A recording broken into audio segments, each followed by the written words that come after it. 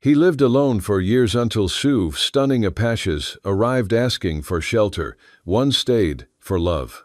The wind came first, not the gentle hush of passing seasons, but a howling, low-throated grief that shook the eaves of my cabin. It moaned through the chinks in the timber walls like an old man mourning his youth, and I listened to it from my place by the hearth.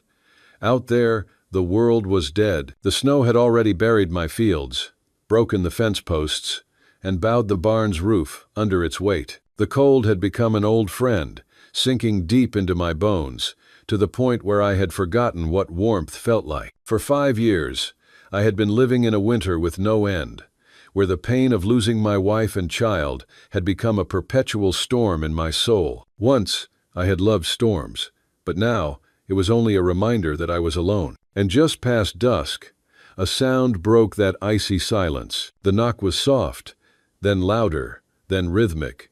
5 distinct raps, each more certain than the last. Not frantic, not pleading, not even cold, just deliberate, like a stranger demanding attention. I froze, fingers half buried in the flour sack, eyes darting toward the door, as if it might open itself. No one knocked here, not for years. Who could travel in this storm? Certainly not a friend. My heart twisted. The thought of a stranger invading this private space terrified me to my very core. That door was the last boundary between me and the world outside. Opening it was a reckless act, a decision I couldn't take back. But curiosity and a faint flicker of compassion, which I thought I had buried long ago, won. I stepped slowly toward the door, my hand trembling as it touched the iron latch. I took one breath, then another, and opened it. Standing before me, against the backdrop of white snow and the howling wind, were 5 women. They were not bandits, nor were they bounty hunters. They were Apache warriors. A young woman stepped forward. Her long black hair was tied back neatly, her cheekbones high, and her gaze was sharp. She wasn't afraid. "We seek shelter," she said. Her voice was deep, as if the storm itself had learned to speak, only for the night. Their presence immediately changed everything.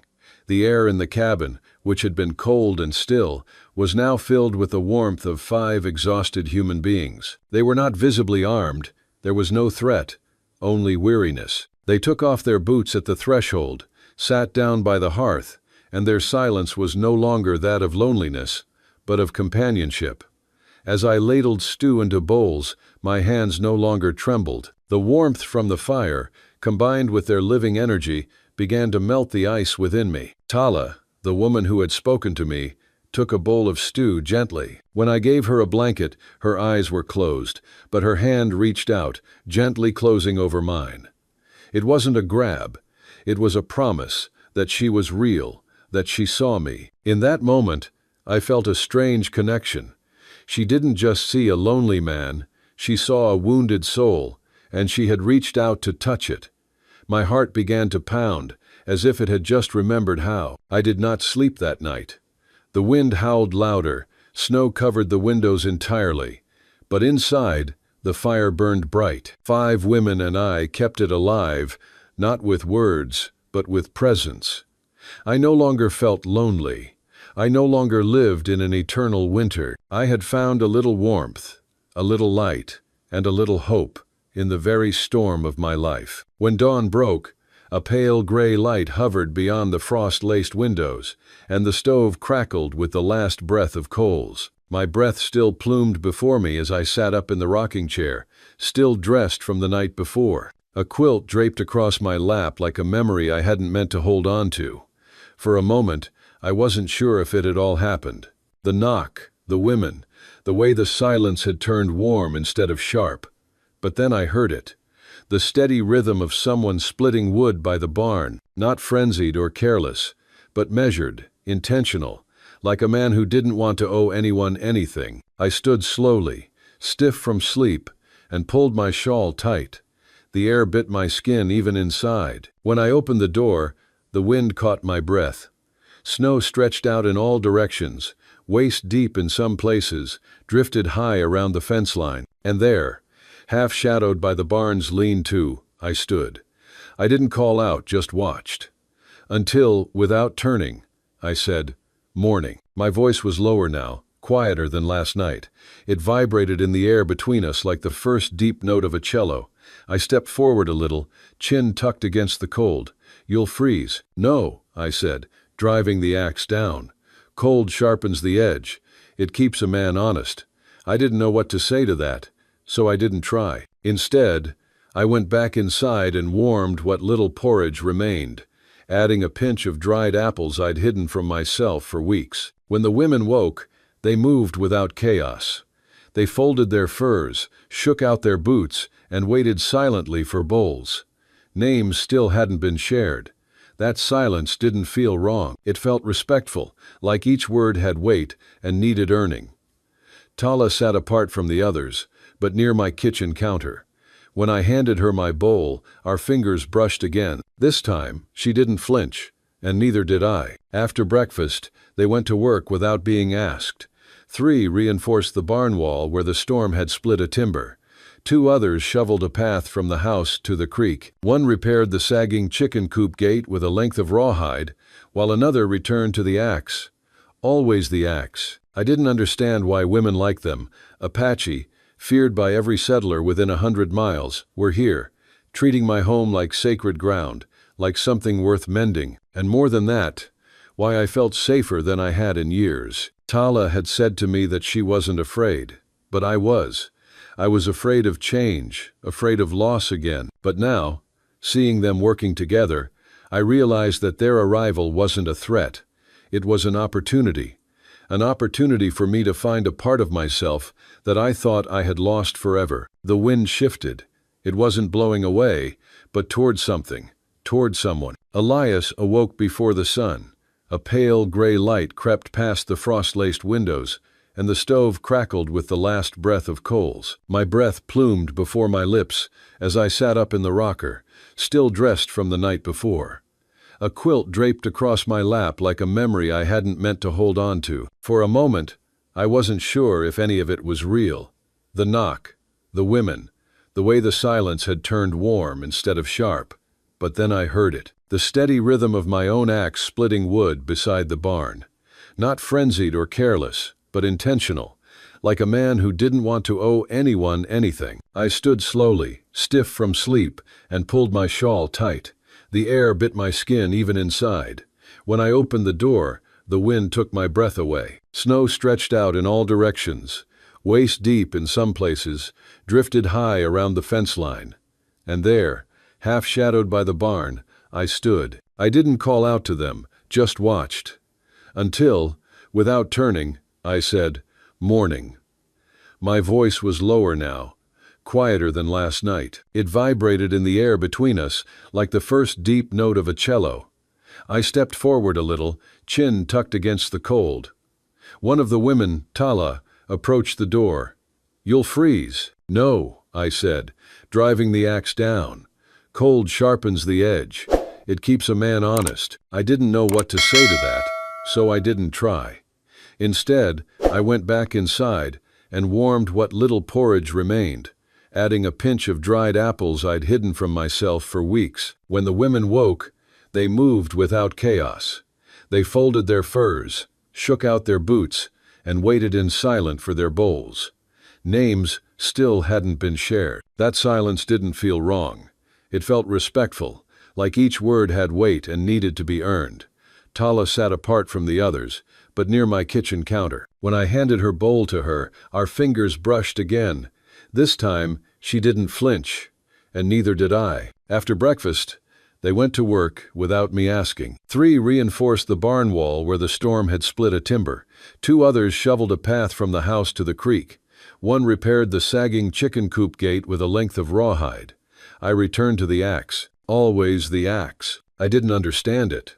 Why women like them, Apache, feared by everyone, were here, treating my home like sacred ground, like something worth mending. And more than that, why I felt safer than I had in years. By noon, the wind had slowed, the sky breaking into patches of dull silver. One of the women, older, with gray-streaked hair, sat beside my porch, carving a length of bone with a slow, rhythmic motion.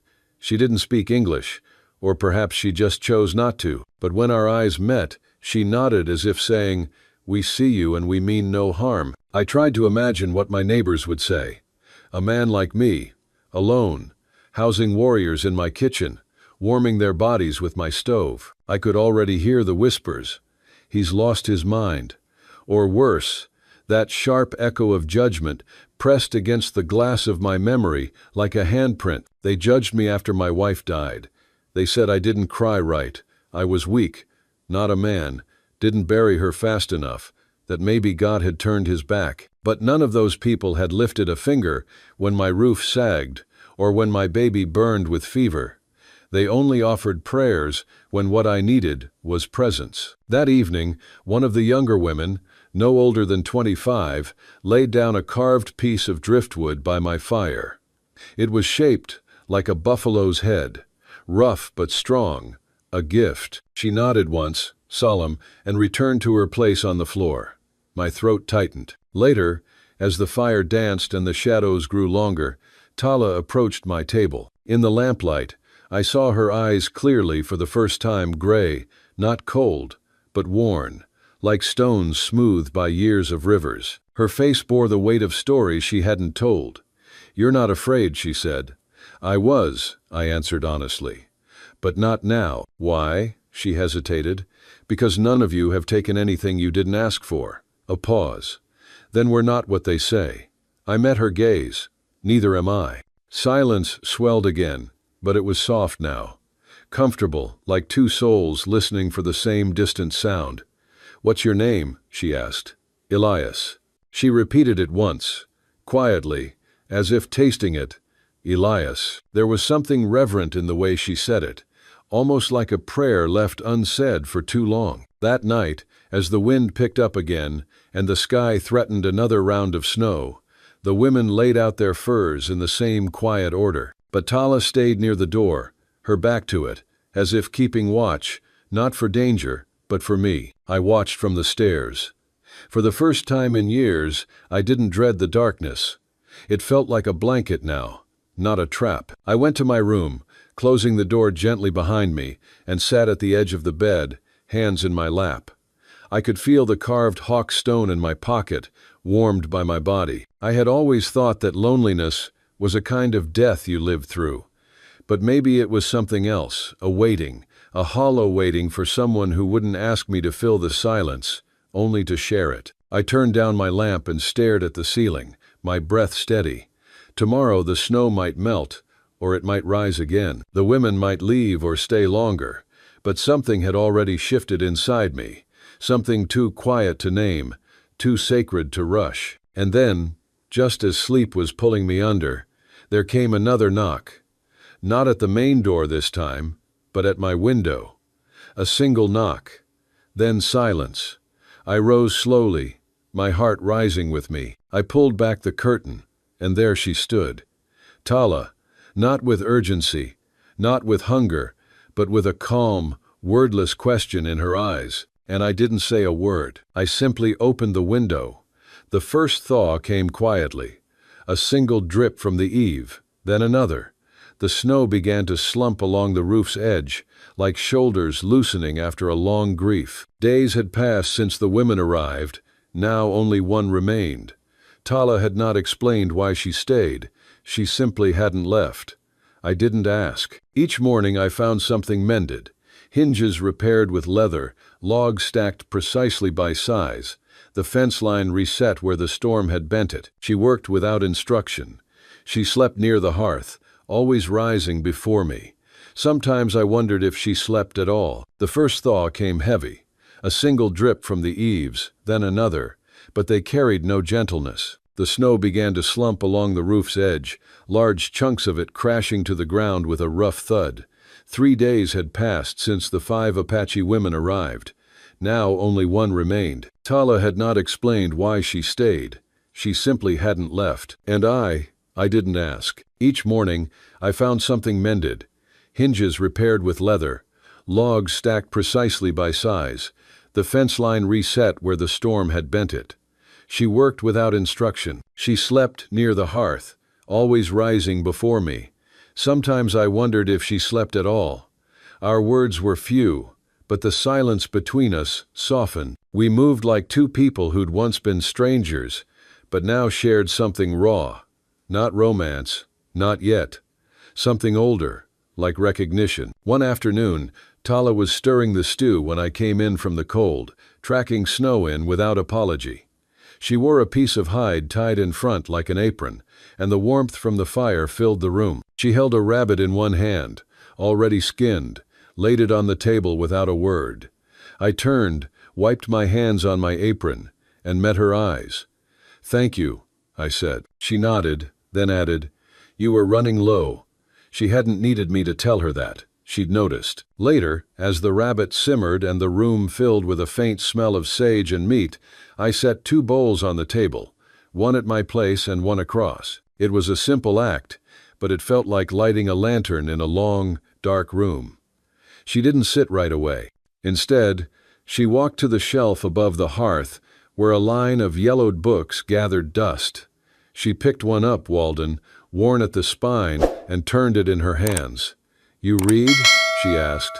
"Used to," I said. My voice sounded smaller than I meant. "Still do," she said. "You just forgot." I didn't argue. That night, we ate in near silence. But when I set my spoon down, she spoke again. "You shaved." I blinked. After all these years, I had decided to pick up the razor.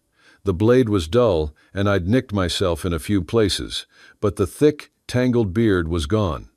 My face was bare. "I haven't had a reason to care about that," I said, trying to laugh. "You have a reason now." Her words dropped gently, like snow against glass. I looked at her and for once didn't look away, but something inside me pulled back, not out of fear, but out of shame. I wasn't ready for what she might mean, or what I might want. The next morning, I avoided her. I sharpened my hunting knife harder than it needed, gathered kindling with stiff arms, busying myself with anything that kept my eyes down. I caught glimpses of her outside, repairing the chicken coop, wiping frost from the window panes, tying a rope between the barn and the porch to guide us during storms. She didn't ask why I kept my distance. That night, I found a bundle of cured jerky left on the table.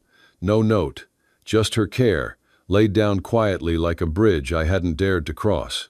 Still, I didn't cross it. 3 more days passed. On the 4th, while dragging a heavy log from the forest, I slipped. The log rolled, pinning my leg hard. My breath vanished. I felt a sharp pain in my ankle. The sky above me was pale and distant. The snow beside me smelled of bark, earth, and something older, like time folding in on itself. And then she was there. Tala appeared in silence, kneeling beside me as if the wind itself had guided her. Her hands, warm and steady, slipped beneath my shoulders. "You're hurt," she said softly. I tried to stand. I couldn't. She didn't carry me, but she helped me up, letting me lean on her shoulder as we walked back to the cabin. Her arms held me gently, but with immense strength. It was that very gentleness that undid me. The way her soft hands touched me, a feeling I had forgotten long ago. Inside, she laid me down by the fire, removed my boots, and pulled a quilt over my legs. Then she disappeared. I closed my eyes. The pain throbbed dull and pulsing, not just in my ankle, but in places much older. When she returned, she brought warm water and willow bark. She touched me only where necessary. Brief, careful, never lingering. Her fingers were calloused, but reverent. "You need to rest," she murmured. "I'll take care of the rest." And she did. I watched, half drowsy, as she moved through my home like she belonged, tending to the stove, feeding the chickens, even rinsing the spilled laundry I'd left in the basin. No ceremony, no pride, just presence. That night, I didn't sleep. I stared at the ceiling and thought of her hands. Not the strength in them, but the restraint. When dawn broke, I rose slowly and walked into the kitchen. My ankle still ached, but I moved. I chose to move. I found her near the barn feeding the horses. She turned at my approach. "Thank you," I said, "for everything." She studied me a moment, then nodded. "You should be careful," she said gently. "The snow still hides teeth." I smiled, not because it was funny, but because it was true. She stepped closer, hesitated, then reached up so slowly and touched the long scar on my forehead. "You're strong," she said. "No," I whispered. She tilted her head. "You think strong means loud." I didn't know how to answer that. That evening, I wore a new shirt. A shirt I had washed and pressed. It was still a bit stiff, but it no longer carried the smell of loneliness. Tala said nothing when she saw it, but her gaze softened, and something unspoken passed between us. We ate together again, our fingers brushing. This time, neither pulled away. When she stood to stoke the fire, I found myself watching the way she moved, how careful she was with my thing, how nothing about her demanded space, but everything about her earned it. "Why did you stay?" I asked suddenly. She paused. The fire popped behind her. "You didn't ask me to leave," she said. It was a simple answer, but it filled the room like a hymn. That night, as I climbed the ladder to the loft, I stopped halfway and looked down. Tala looked up from her blanket. "Will you keep the fire going tonight?" She nodded, and I slept soundly for the first time in years. But in the morning, there were fresh boot prints in the snow. Not mine. They led to the barn and then back into the woods, 3 sets. The morning air was sharp, slicing through the gaps in my coat as I stood on the porch, staring at the tracks. 3 sets, deliberate and uneven, carved through the snow like a warning written in a language I couldn't fully read. They circled the barn, lingered near the chicken coop, then vanished into the tree line. My breath hung in clouds, and my ankle throbbed under the weight of standing, but I didn't move. The tracks weren't Tala's. Her steps were lighter, more purposeful, leaving prints as clean as her axe swings. These were heavier, careless, the kind made by men who thought the world owed them something. Tala emerged from the barn, her hands dusted with frost, a bundle of kindling tucked under one arm. She stopped when she saw me staring at the snow. Her eyes followed mine to the tracks, and her jaw tightened, but she didn't speak. She didn't need to. The air between us had shifted, grown taut, like a bowstring waiting for release. "They came close," she said finally, her voice low, steady like the creek under ice. "Not close enough to touch, but close enough to look." I nodded, my throat tight. "Locals?" The word felt heavy, like a stone I'd been carrying since the whispers started after my wife and child were gone. Locals meant judgment, meant men like Amos Reed or Cal Dorsey, who'd ride out to check on me but leave with nothing but gossip and scorn. Tala's gaze flicked to the woods, then back to me. "Not lost," she said. "They knew where they were going." The weight of that settled in my chest.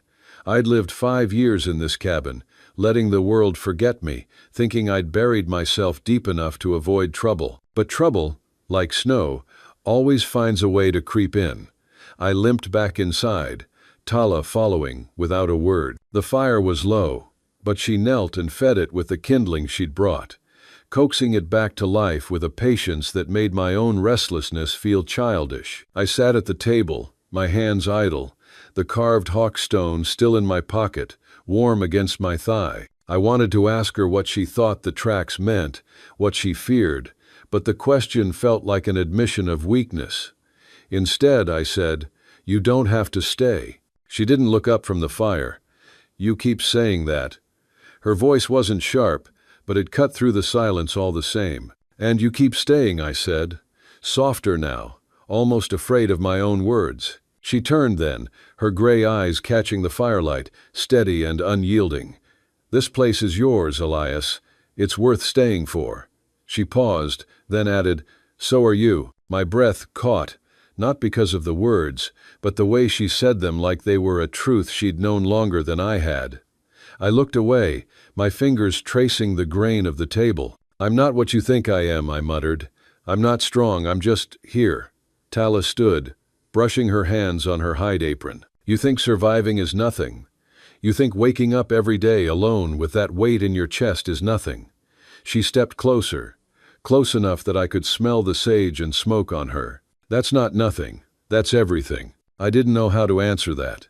The fire cracked, and outside, the wind picked up again, a low moan that sounded less like grief now and more like a question. Tala didn't wait for me to respond. She moved to the door, checked the latch, then glanced at the rifle leaning against the wall. You know how to use that, she asked. I nodded, though the truth was murkier. I'd fired it once, years ago, at a coyote that got too bold. The shot had been wild, and the coyote had run off laughing. Good, she said. Keep it close. The day passed in a quiet rhythm, but it wasn't the same quiet as before. It was watchful, like the moment before a storm breaks. Tala went about her tasks, checking the horses, reinforcing the barn door, sharpening her knife with slow, deliberate strokes. I tried to help, hauling water from the creek despite the ache in my ankle.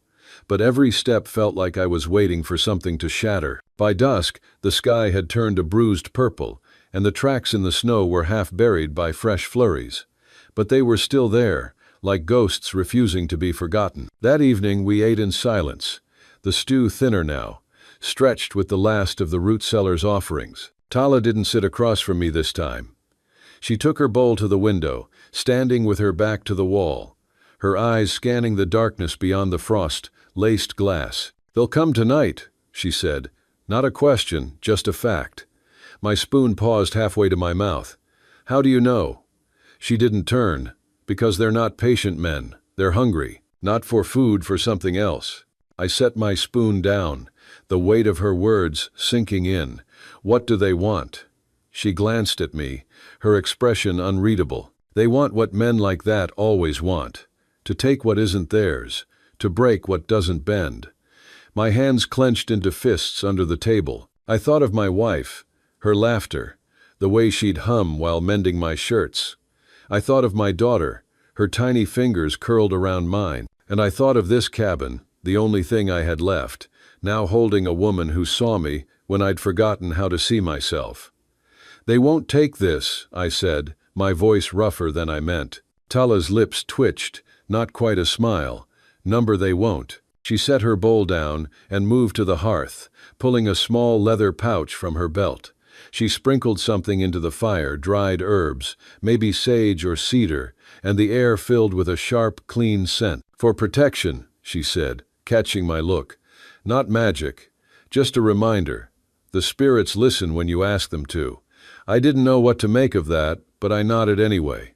The fire seemed to burn brighter, the shadows softer. Later, as the wind grew sharper, Tala took her place by the door again, her knife now tucked into her belt, visible but not drawn. I sat in the rocker, the rifle across my lap, its weight both foreign and familiar. The silence between us wasn't heavy anymore. It was shared, like a vow we hadn't spoken aloud.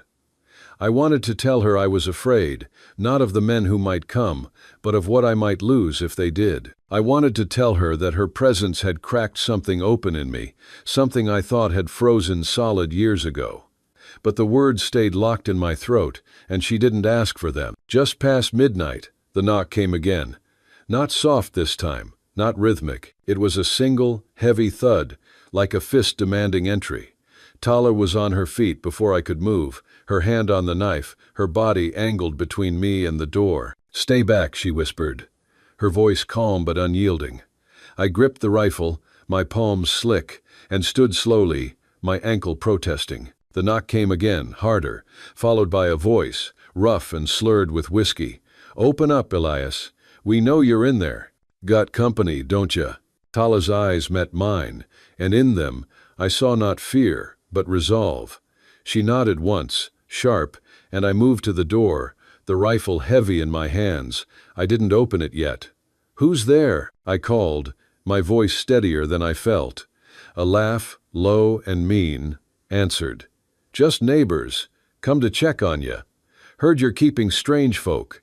Thought we'd see for ourselves." I recognized the voice Amos Reed, a man who'd once offered me a Bible verse while my daughter burned with fever, then sold my neighbor's land out from under him when he couldn't pay his debts. "They're not welcome here," I said, my grip tightening on the rifle. Tala stepped closer, her shoulder brushing mine, a silent reminder that I wasn't alone. Another voice, younger, sharper, cut through the night. "Open the damn door, Elias, or we'll open it for you." The threat hung in the air, heavy as the snow outside. Tala's hand moved to the latch, but she didn't open it. Instead, she leaned close, her breath warm against my ear. "Let them talk," she murmured. Men like that love their own voices. It gives us time. Time for what? I didn't ask. But I trusted her, more than I'd trusted anyone in years. The fire crackled behind us, the herb-scented smoke curling upward, and I felt a strange calm settle over me. Not peace, not yet, but something close, a certainty that whatever came next, we'd face it together. The third knock came, louder, more impatient, and then the sound of boots crunching snow, circling the cabin. They weren't just here to talk, they were here to take. Tala moved first, silent as a shadow, slipping to the window to peer through a gap in the frost. "3 of them," she whispered. "One's got a shotgun, the others have knives, maybe pistols." My heart pounded, but her calm steadied me. "What do we do?" I asked. She turned, her eyes glinting in the firelight. "We don't let them in, and if they try, we make them regret it." She motioned for me to stay by the door, then moved to the back of the cabin, checking the windows, securing the shutters with quick, practiced hands. I stood my ground, the rifle raised now, its barrel pointed at the door. The cold metal felt alive in my hands, like it was waking up after years of sleep. Outside, the voices grew louder, taunting now. "Come on, Elias, don't make this hard. We just want to talk to your guest. Share the warmth, you know." Tala returned, her knife drawn now, its blade catching the firelight. She stood beside me, her shoulder against mine, and for the first time in years, I didn't feel like I was standing alone. "When they come," she said softly, "aim high. Scare them first. If that doesn't work, don't hesitate." I nodded, my throat too tight to speak. The fire popped again, and the wind outside seemed to hold its breath. Then the door rattled, not a knock this time, but a shove, testing the latch. Tala's hand tightened on her knife, and I raised the rifle, my finger brushing the trigger. "Last chance," I called, my voice hard now, fueled by something I hadn't felt in years: defiance. "Walk away." The answer was a laugh, cruel and confident, followed by the unmistakable sound of a shotgun being cocked. The door burst open, and the storm came inside. The wind roared through the open door, carrying snow and the sharp scent of pine. The fire flickered, casting jagged shadows as 3 men loomed in the threshold. The leader, broad and bearded, held a shotgun leveled at my chest. His grin was all teeth, like a wolf that had already tasted blood. Behind him, 2 others flanked, one wiry with a knife glinting in his hand, the other younger, twitchy, a pistol half drawn. Tala didn't flinch. Her knife was steady, her stance low, like a panther coiled for the leap. "Elias," the bearded one drawled, stepping forward, his boots tracking slush onto the floorboards. "You've been hiding a treasure, ain't you?" His eyes slid to Tala, lingering too long, and I felt my grip on the rifle tighten until my knuckles ached. "Drop the gun, old man. Let's keep this friendly." Tala's voice cut through, sharp as her blade. "He's not your friend, neither am I." She stepped forward, placing herself between me and the shotgun. Her braid swung slightly, the beads in it catching the firelight like stars. The bearded man's grin faltered, just for a second, but it was enough. I saw it, doubt, flickering in his eyes. "Move," I said, my voice low. "Steady now, or I shoot." I raised the rifle higher, aiming at his shoulder. Tala was right, scare them first. The air grew thick, the kind of quiet that hums before lightning strikes. The wiry one shifted, his knife hand twitching, but the younger one, the twitchy one, was the problem. His pistol was out now, shaking in his grip, his eyes darting between us. "Don't be stupid," Tala said, her tone calm but laced with steel. "You're not fast enough." She was talking to the young one, her eyes locked on his, reading him like a book she'd already finished. He swallowed hard, his pistol dipping slightly. The bearded man barked a laugh, trying to reclaim control. "You think you scare us, woman? You're 1 against 3. 2, I corrected, stepping beside Tala. Our shoulders touched, and I felt her strength, her certainty grounding me. The fire snapped behind us, the only sound for a heartbeat. Then the wiry one lunged, his knife arcing toward Tala. She moved faster than thought, sidestepping, her own blade flashing up to meet his. Metal clanged, sharp and bright, and the wiry man stumbled back, clutching his forearm, blood seeping through his fingers. The young one panicked, his pistol jerking up. I fired. The rifle's roar filled the cabin, and the bullet grazed his shoulder, spinning him into the doorframe. He screamed, dropping the gun, and scrambled backward, half falling into the snow. The bearded man swung his shotgun toward me, but Tala was already there, her knife at his throat, pressing just enough to draw a thin line of red. "Don't," she whispered, and he froze. "Get out," I said, reloading the rifle with hands that didn't shake anymore. The bearded man's eyes burned with rage, but he saw the truth in Tala's blade, in my steady aim. He backed away, hands raised, stepping over the young one still whimpering in the snow. The wiry man followed, clutching his bleeding arm, cursing under his breath. They retreated into the storm, their shapes swallowed by the white. Tala closed the door, latching it firmly, and the cabin fell silent again, save for the fire's soft crackle. She sheathed her knife, her hands steady, but her eyes met mine, searching. "You're not hurt," she said, more statement than question. I shook my head, setting the rifle down. My heart was still pounding, but it wasn't fear anymore. It was something alive, something I hadn't felt since the world turned cold. "You didn't hesitate," she said, a faint smile tugging at her lips. "Neither did you," I replied. She nodded, and for a moment, we just stood there, the space between us warm with unspoken trust. The storm outside howled on, but it felt distant now, like it belonged to someone else's story. We cleaned the cabin in silence, mopping the slush, checking the shutters. Tala boiled water, steeping the last of the herbs, and we sat by the fire, sipping from chipped mugs.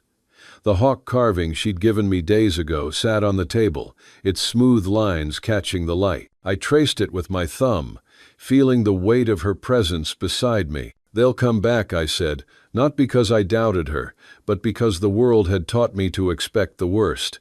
She leaned back, her braid brushing the chair. "Let them. We'll be ready." Her voice was steady, certain, and I believed her. Not just because of her strength, but because of us together. We were more than the sum of our scars. The next morning, the snow had slowed, the sky breaking into patches of pale blue. Tala stood by the window, watching the horizon. I joined her, our breaths fogging the glass. "What now?" I asked. She turned, her eyes soft but fierce. "We live, Elias. Not just survive. Live." And so we did. We rebuilt the fence, stronger this time. We chopped wood, shared meals, and let the silence between us grow into something warm, something ours. The storm had brought her to me, and though the world outside remained cold, inside, we'd found fire enough to keep it at bay.